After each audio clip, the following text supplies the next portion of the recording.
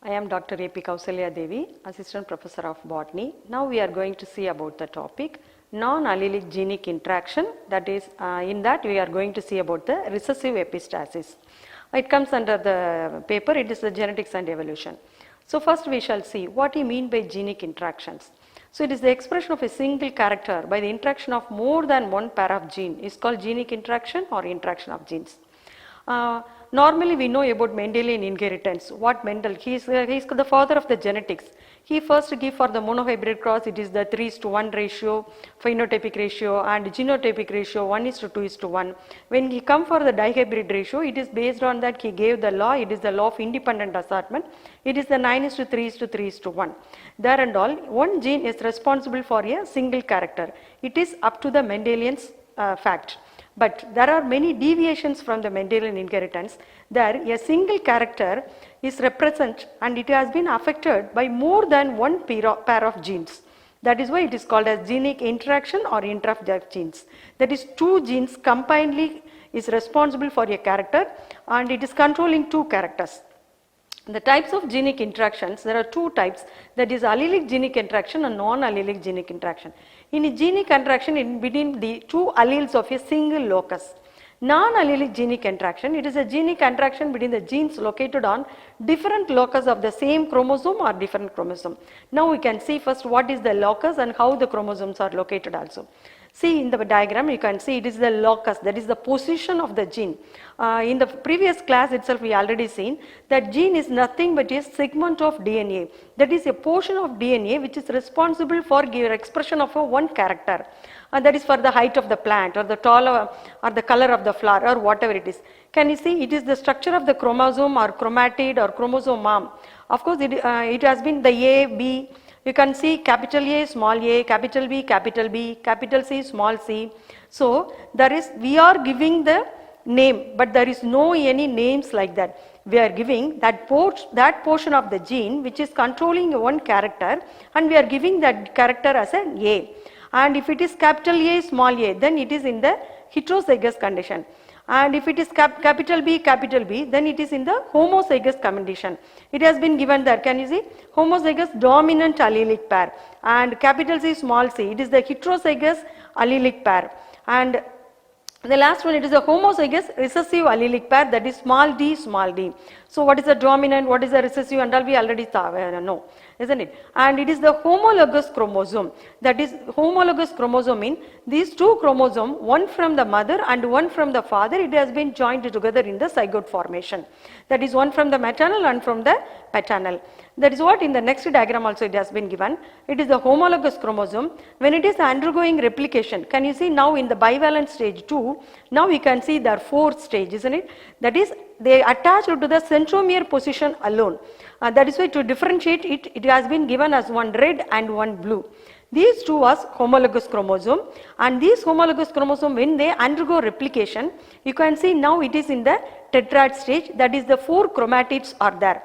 And now these 4 chromatids, how the genes has been get duplicated or replicated. Okay. It is, so now you can understand the locus. So here the capital A, small a or capital A, it is controlling a or it is responsible for the expression of a single character. But when it is the normal Mendelian inheritance. But when you come for the non-allelic genic interaction, there you come across this capital A and small capital B or small b, they combine together and they represent one character. Okay, see here. So you can see here that it is a chromosome for the tallness and it is a homozygous chromosome for tallness and it has been given the another chromosome. In the next picture easily you can see it is the locus. From that a DNA structure has been given, isn't it? Yes, that gene. That is the gene which is located on that locus or the position. Locus is nothing but the position. That is responsible for the color of the eye. And here it is the hairy nature. So it is the position of the gene, that is one gene, it is controlling a single character, that is the gene locus. Okay. Now the forms of non-allelic gene interaction, that is what are the deviations from the Mendelian's normal ratio. So the first one, it has been the Mendelian's dihybrid ratio, it is the 9:3:3:1. So it is Mendelian's dihybrid cross. When you cross any 2 dominant characters, so dihybrid means you have to consider into 2 characters.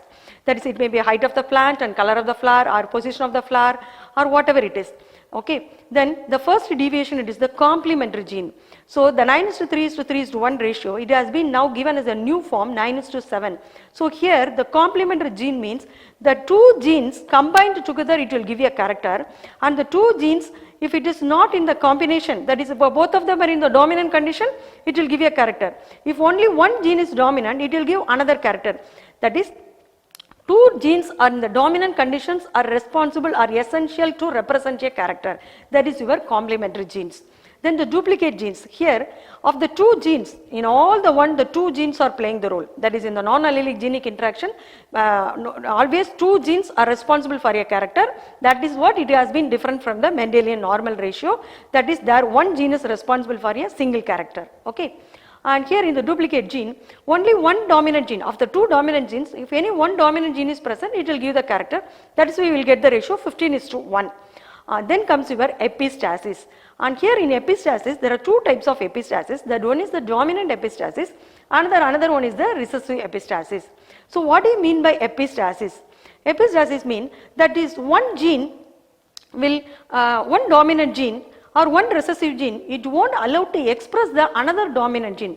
Okay, if there are two dominant genes are there, but one gene cannot able to express in the presence of another dominant gene. If that is one dominant gene, if it suppress another dominant gene not to be exhibited, then it is dominant epistasis. If one recessive gene, if it won't allow the dominant gene to express, then it is the recessive epistasis. It is a simple phenomenon, and that is why there is it is the word epistasis. That is, one is the epistatic gene and another is the hypostatic gene. In the dominant epistasis, you will get the ratio 12:3:1. In the recessive epistasis, you will get the ratio 9:3:4. Okay, now we are going to see about the recessive epistasis. Okay. So it is the prevention of the expression of one gene by other non-allelic gene. That is why, that is non-allelic gene, that's what I explained. That is, if it is a capital A and capital B, the two are two different alleles. Capital A and small a are one allele.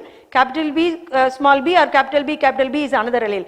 These two combined together and they express one character. That is why it is a non-allelic genic expression. So what is the epistatic gene? It is the inhibiting gene, that it will inhibit other gene not to express itself. Hypostatic gene, it is the inhibited gene, that is, which is unable to express in the presence of the another gene. Okay, that is why it is the hypostatic gene. Okay, recessive epistasis, it is the prevention of expression of one gene by another recessive non-allelic gene. That is, one gene is not able to express if combined together in that same homologous chromosome another recessive non-allelic gene, that is in the another position. Okay, for example, in plants, it is in tobacco, gene capital L is dominant over small l and it is responsible for the long petiole in leaves. Then gene capital S is dominant over S, small s, and it is responsible for short petiole in leaves.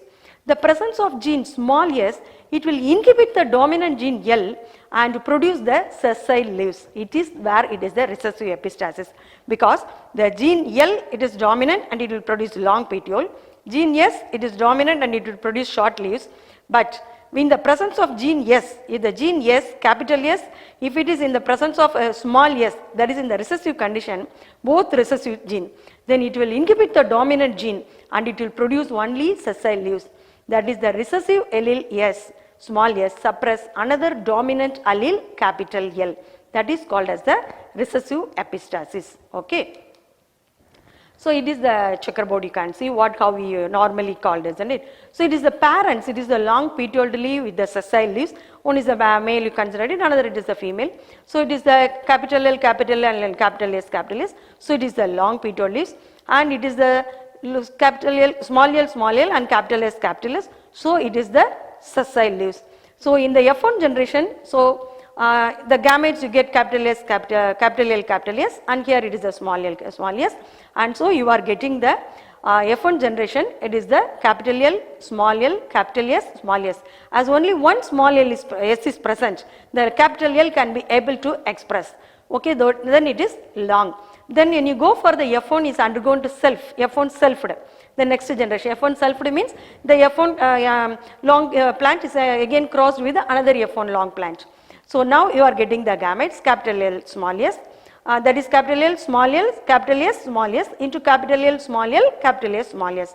You are getting capital L, S, small s, capital L, S, small s, the same there also. So that is one gamete will be capital L and capital S, another gamete will be small l, capital S, another gamete will be capital L, small s, another gamete will be small s, okay.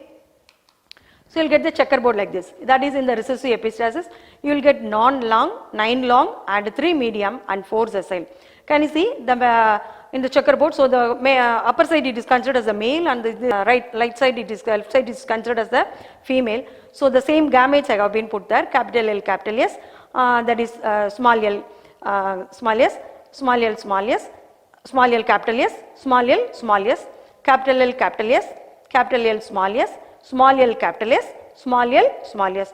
When you go for the crossing like the matrix in max. So the first one capital L, capital S, capital S. Second one capital L, capital S, small s. Then capital L, small s, capital S, then capital L, small s, small s. Then capital L, capital S, small s. Capital L, small s. Like that the 16, because 4 into 4 it the 16 next generation, just we are getting it as a checkerboard. So how many plants you are growing, like that the ratio you will get. Okay, of the 16 you are getting the ratio 9:3:4, because normal Mendel's dihybrid cross ratio it is 9:3:3:1. Now you can see here, whenever there is capital L and along with that if it is capital S, it will produce long, isn't it? So the can you see capital L, capital S, that is also long. If capital L, capital S and small s, that is also long. If one capital L and another small l and then two capital S, that is also long. Then when it become medium, when there is one capital L, one small l and one capital S and small s, then it is the medium. And when you come for the sessile, it is the capital L, small s, that is whenever there is small ss is present, then it becomes the sessile one. If there are two small s is present, whether it is capital L or small l, then the plant will be in the length of the leaves will be in the sessile condition. But whenever there is small l and capital S and capital S, it will become in the medium sized. Okay, whether it is a single allele of S or a double allele of S. Okay, so that is what it is, the recessive epistasis, that is deviated from your 9:3:1 ratio. Here you will get the 9:3:4 ratio. Okay, thank you girls.